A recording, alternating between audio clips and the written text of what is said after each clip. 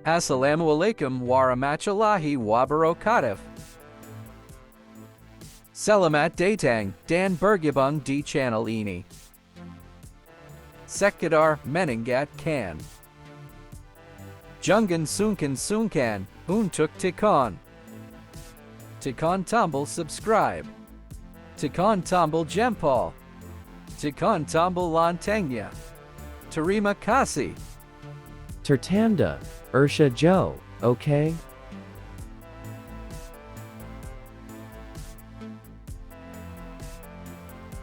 Jangan sungkan untuk tekan tombol subscribe.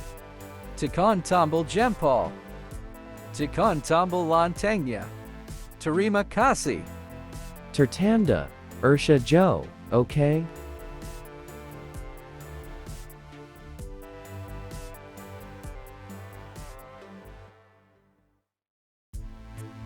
Oke, ini sedikit cuplikan saya ulang lagi tentang Paul Jong yang dulu mengenai agama menurut Paul Jong tadi untuk mengingat kembali ya, karena nanti ada terkait dengan video tentang Natal kemarin di Zoom-nya Paul Jong. Kalau ada yang merasa disakiti, kalau orang Kristen merasa saya menyakiti mereka, saya sebagai hamba Tuhan, saya berkata kepada Anda, bertobatlah, berarti imanmu masih lemah. Tapi sama kepada orang-orang Muslim yang merasa saya sakiti, bertobatlah, berarti agamamu tinggi ilmunya, tetapi pemahamanmu tentang Tuhan masih cacat sekali.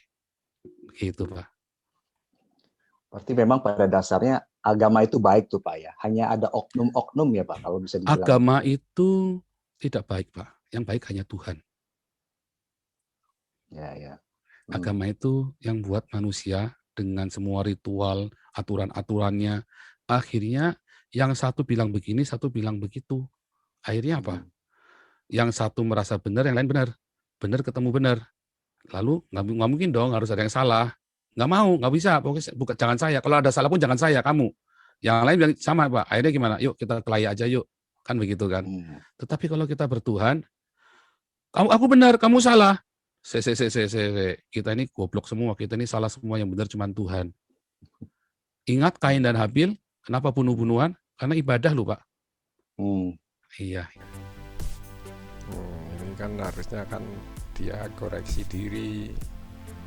Jadi bisa jadi ungkapannya yang salah, melukai, mestinya koreksi diri, bukan orang lain yang dituntut. Ini selalu menyalahkan orang lain. Jadi dirinya seakan selalu benar, menganggap dirinya nabi.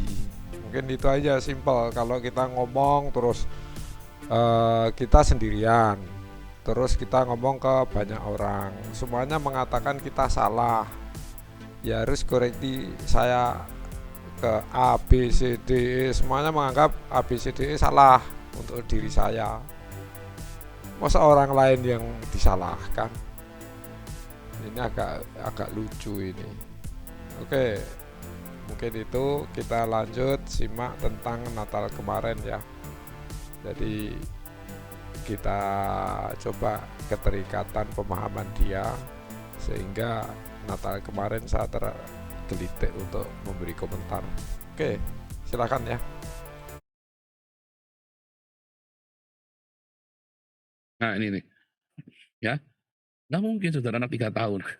Karena demi membenarkan kecabulannya Muhammad, orang-orang bisa begitu ya saudara ya. Sebetulnya ini ungkapan yang super ngawur, fitnah yang luar biasa. Jadi kalau kita ya realitas sejarah ya, satu-satunya orang yang saat dia meninggal, orang itu akan selalu merujuk apa yang Rasulullah lakukan. Bahkan para sahabat itu kalau ada problem, ada masalah, selalu mencari referensi ini masalah ini pernah nggak dulu terjadi pada saat Rasulullah ada. Makanya ada hadis ya. Nah, ini satu-satunya orang di dunia yang semacam itu, yang setelah meninggal pun orang itu tidak akan terus dilupakan. Nah, ini ajaran agama yang terakhir, yang risalahnya dibawa Rasulullah. Umatnya juga seperti itu, umat Rasulullah. Ini satu-satunya. Coba kita bandingkan dengan yang Paul Zhang yakini sebagai agamanya setelah meninggal gimana. Waktu hidup aja mau disalib orangnya pada lari semua, nggak ada yang bela. Jadi kalau ungkapan-ungkapan kayak gitu itu jelas fitnahan belaka. Nggak mungkin orang mengagumi berlebihan dalam arti Islam ya, umat Islam itu mengagumi Rasulullah itu tidak tedeng aling-aling. Makanya kalau Rasulullah di fitnah ya wajar marah. Kalau Anda mungkin kok begitu, nggak usah gitulah. Kita, presiden kita ya, misalnya orang luar negeri ngolok-olok gitu ya, kalau kita diem nggak marah, nah gimana rasa cinta tanah air. Itu aja. Jadi mikirnya itu ini otaknya neng dengkul, jadi isinya hanya benci ke Islam, permusuhan ya. Tapi ya kita sebagai muslim jangan sampai terpancing dengan ungkapan-ungkapan fitnahan. Makanya agamanya ya memang bikinan manusia menurut Paul Zhang ya. Ya bisa ada terkait sih. Mungkin yang lain tepuk tangan yang sepaham dengan Paul Zhang, karena sudah dari awal ditanamkan kebencian, permusuhan ke Islam dengan dogma, doktrin yang jangan artinya jangan sampai membaca Al-Quran dengan jernih. Itu penanaman itu, kalau baca ya harus dicari salahnya. Jadi orientasinya sudah bukan cari kebenaran, tapi cari kesalahan. Karena ditanamkan Quran itu menjiplak gitu aja, ditanamkan gitu. Ditanamkan juga nabi terakhir itu nabi palsu. Nah, ini dogma-dogma yang sadar nggak sadar akhirnya tertanam kebencian yang akhirnya tidak sehat. Islam ya, kalau misalnya kayak nama disebut tadi namanya gitu ya, dia mengungkapkan kan mengacu ke keilmuan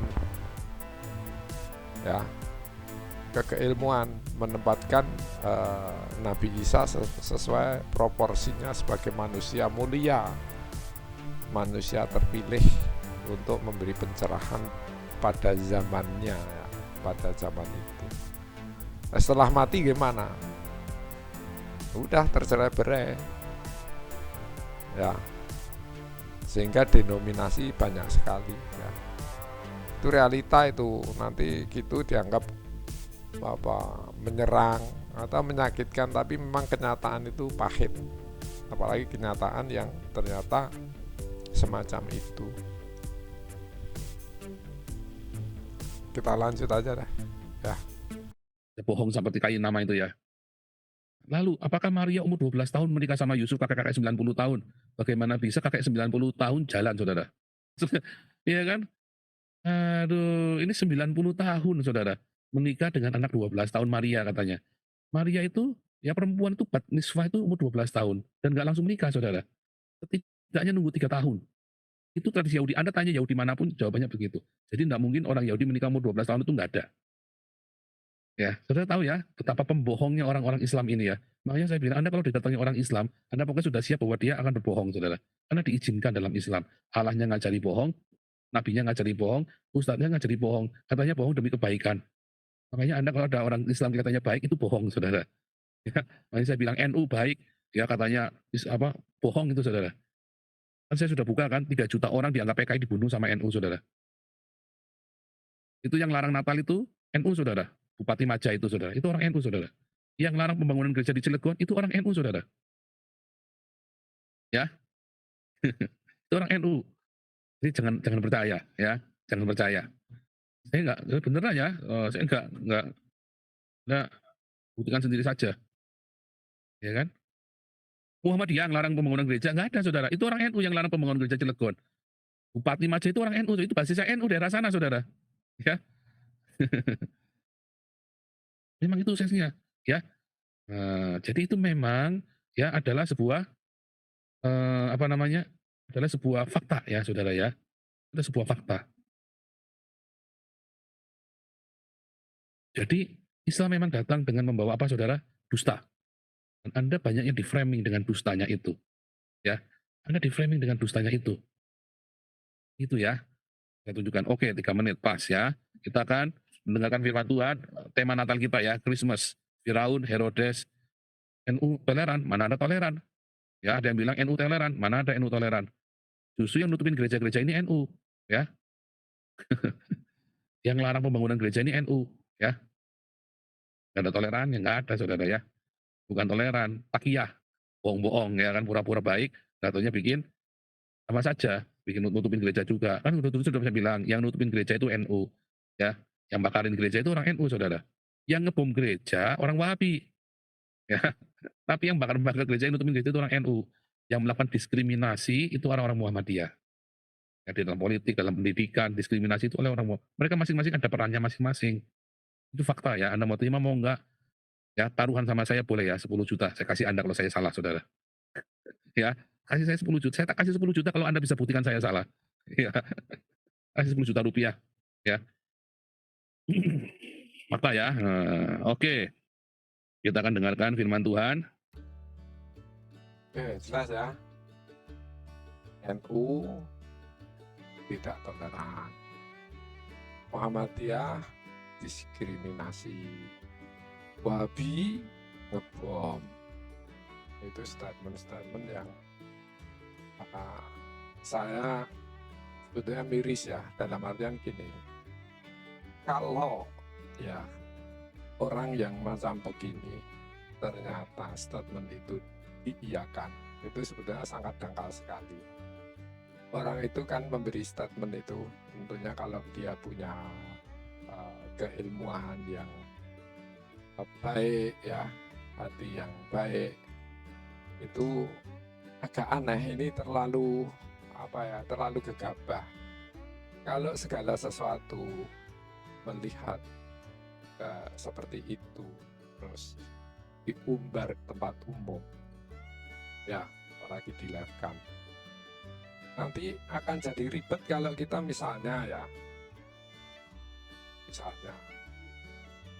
Sambo agamanya apa, itu coba di situ yang nembak agamanya apa, jadi ribet. Itu nggak kebayang kalau Sambo itu seorang yang orang tuanya itu tokoh agama Islam. Walah, kayak apa itu, tepuk tangan luar biasa. Padahal karakter kejiwaan, ya, karakter pemikiran itu memang ada pengaruh agama, ada pengaruh di luar agama, ada pengaruh pertemanan, ada. Karena hidup itu memang apa yang di kepala itu kan lewat pendengaran, masuknya ya lewat penglihatan, lewat membaca, lewat ceramah. Nah, ini saya yakin ya, sebetulnya di agama sebelah pun ada beberapa yang tidak sepaham dengan Paul Zhang. Ya. Tapi sangat sayangnya ya, hal kayak gini nggak ada yang counter. Bahkan mungkin makan tepuk tangan. Lah ini sebetulnya toleransi yang macam apa? Nah, toleransi itu seperti apa? Kalau misalnya kita soal tentang toleransi, kesannya kan nggak ada toleransi kan jadinya. Ini provokasi, bukan toleransi. Jadi kalau masalah toleransi misalnya, ada istilah-istilah yang sebetulnya itu istilah sangat-sangat Islami yang awalnya dulu ya muncul dari ranah agama Islam, terus diambil istilah itu dengan definisi yang beda. Ini toleransi atau apa? Dompleng toleransi atau merusak toleransi. istilah iman dipakai. Kan terjemahan ada ya, iman itu percaya. Hanya kan sebut orang yang percaya. Istilah kafir dipakai. Walaupun terus nanti dipelintir-pelintir. Nah, dipelintir, aku masih ingat dulu mungkin ada rekam jejaknya Ahok itu ya. Iman, iman, iman. Saya ini beriman. Karena pengertian kafir itu orang yang tidak punya iman, kan itu kan dulunya. Tapi karena ada istilah itu mau bergulir sehingga orang Islam memaparkan tentang kafir, mulai agak beda. Tapi kan di agama Anda kan ada kan tertulis kafir juga. Kafir kan orang yang rusak kan gitu, orang yang kebetulan tidak punya iman. Nah, dengan definisi yang beda itu dicomot itu toleransi apa enggak? Padahal ada mungkin istilah-istilah yang di bahasa Indonesia cukup familiar. Fasik misalnya. Nah, itu istilah-istilah itu kan diambil dengan definisi yang beda. Ya. Jadi ini toleransi apa enggak sebetulnya? Itu merusak toleransi itu. Yang enggak toleran siapa? Kalau memang ada cinta kasih yang benar, tentunya tidak melukai istilah-istilah dengan definisi yang beda. Lebih parah lagi istilah Allah. Walaupun Anda menyebutkan Allah, nah dalam pemahaman sesembahan, kalau di Islam ilah. Ilah itu sesembahan, la ilaha illallah. Tapi digeser, ilahnya nggak dipakai, sesembahnya nggak dipakai, pakai istilah Allah. Tulisannya sama, ucapkannya beda. Ini toleransi. Itu namanya ngerusak toleransi, tapi berkedok toleransi. Ungkapan saya itu mungkin juga menyakitkan itu. Jadi ajaran cinta kasih itu saya yakin semua agama pun mengajarkan cinta kasih. Jadilah kita benar-benar mengajarkan cinta kasih, bukan hanya slogan, ya, tapi betul-betul dilaksanakan. Ya, jadi saya tanggapi ya, misalnya tadi tentang ungkapan-ungkapan itu sangat-sangat aneh. Kalau terus itu dipotong, kayak cerita gini lah, ada orang berantem tentang masalah yang satunya mungkin bahwa diusilin, dicegal kakinya, terus marah, yang mencegal, yang angkat kaki tadi dipukul, tadi berantem, dipotong penyebabnya, dia yang mukul duluan, dianggap yang salah yang mukul duluan. Ceritanya dipotong. Jadi hal kayak gini ini licik ini. Jadi sebetulnya ada hal-hal yang sebetulnya ada penyakit hati. Nah, penyakit hati itu nggak sadar karena hati itu nggak kelihatan ya, sakit jiwa. Ini ada penyakit hati ini yang Walzong ini. Makanya ungkapannya rusak karena agamanya agama bikinan manusia, yang baik cuma Tuhan menurut dia. Kalau Islam, Tuhan itu bukan baik dan tidak baik, dalam artian dia maha benar juga bisa, bukan benar. Kalau benar salah itu ranah manusia. Manusia gimana kalau menghadapi itu? Ya kembali ke ajaran agama yang dari Tuhan. Kalau agama dari manusia nanti memang benar. Seperti yang tadi saya sampaikan, ada banyak denom. Denom itu kan masalah ketuhanan. Karena Tuhan memperkenalkan dirinya kabur karena bikinan manusia. Bertauzam ya. Islam nggak begitu. Jadi mungkin kawan-kawan yang mendengarkan itu mungkin agak panas juga ya. Apalagi yang berada di organisasi Muhammadiyah, organisasi NU, atau organisasi Islam lainnya ya. Jadi Ini anggap aja nggak usah marah, ini kebodohannya Paul Zhang. Dia melihat masalah semuanya mengacu ke, dalam tanda petik saya menyebutkan, menutupi rasa cinta kasih, sehingga ungkapannya selalu membawa dampak-dampak provokasi yang kalau nggak hati-hati bikin gaduh. Jadi mari kita sama-sama ya, saya yakin yang seiman dengan Paul Zhang pun banyak yang nggak setuju dengan statement itu. Jadi kita yang saya ya, yang muslim, ngajak sama muslim, oke, kita nggak usah dipanjangin, kita mendoakan mudah-mudahan masih banyak kawan-kawan, teman-teman yang mungkin tidak seiman dan seiman, kita ajak untuk menebarkan cinta kasih, bukan hanya sebatas slogan. Ya. Mungkin itu dari saya sedikit, mudah-mudahan bisa bermanfaat. Jadi anggap aja ini ungkapan-ungkapan orang yang memang dalam hatinya ada penyakit ya. Pak, hatinya ada penyakit itu nggak sadar bahwa jiwanya sakit. Dia sendiri kan Pak sendiri kan dulu pernah jauh dari Tuhan ya, beberapa tahun dengan cerita gitu sama wartawan. Jadi mungkin itu belum sepenuhnya bersih ya, jadi wajar lah.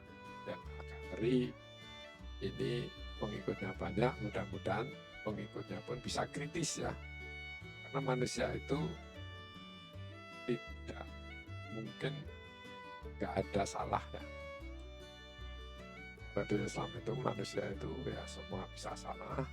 Yang baik itu kalau manakala salah, dia sadarkan salahnya dan memperbaikinya.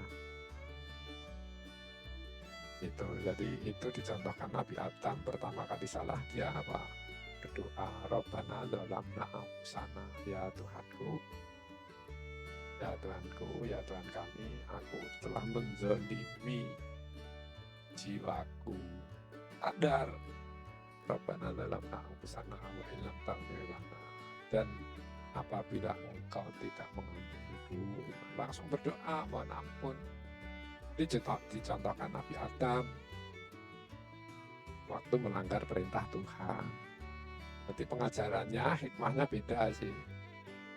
Jadi bukan terus dosa, terus mati tanpa dosa. Memang beda. Anda yakin mati tanpa dosa ya nggak apa-apa. Menyampaikan kebenaran menurut Islam.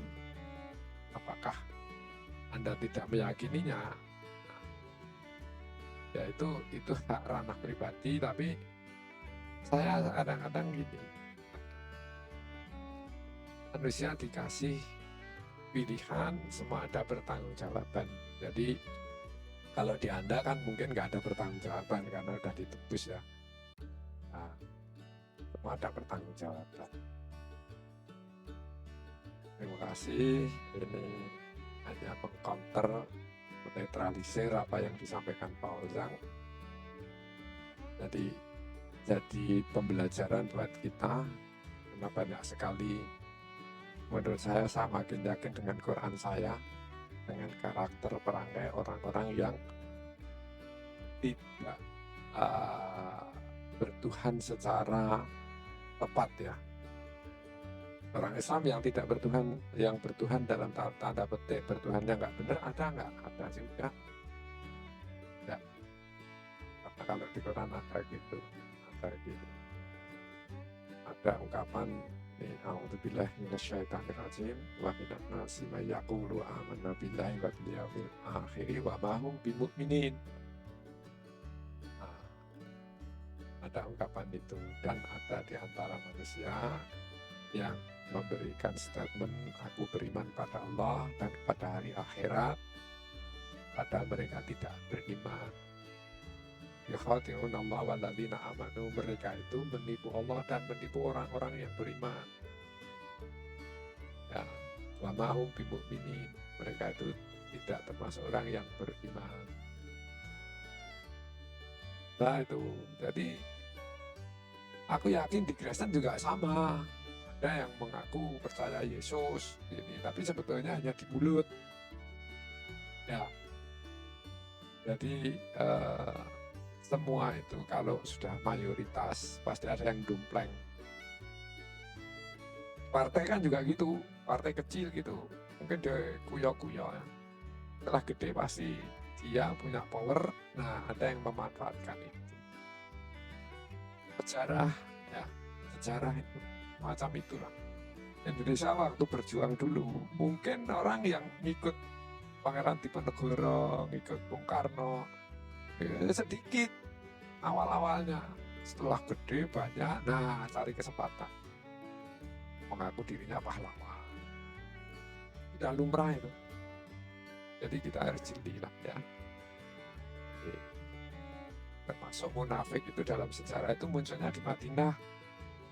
Waktu di Mekah, Nabi Muhammad yang mengikuti ajaran Rasulullah tidak banyak dan masih sedikit. Praktis orang munafik nggak ada.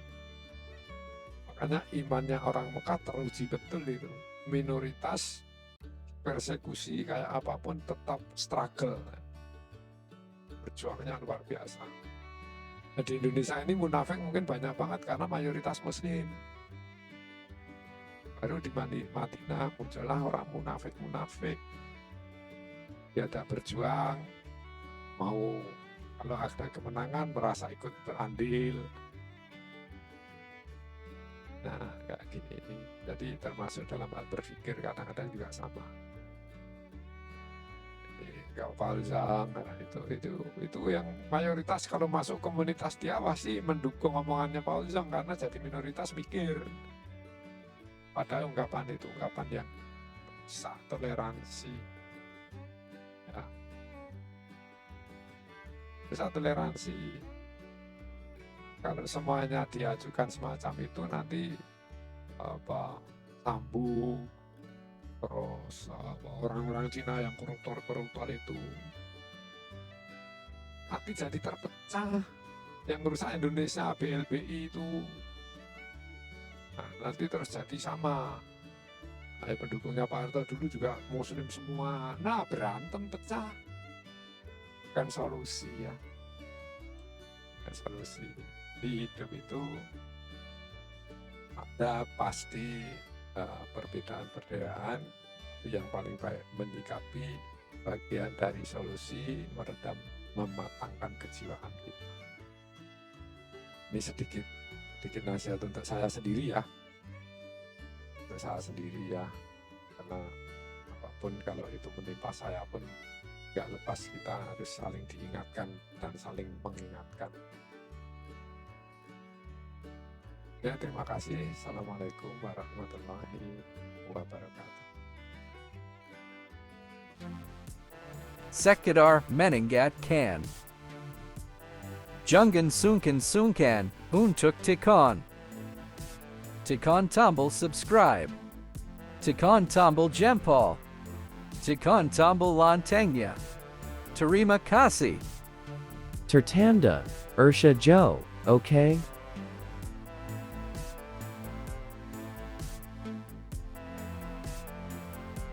Jungan Sunkan Untuk Tikon. Tikon Tombol subscribe. Tikon Tombol Jempol. Tikon Tombol Lontengnya. Terima kasih. Tertanda, Ursha Joe, okay?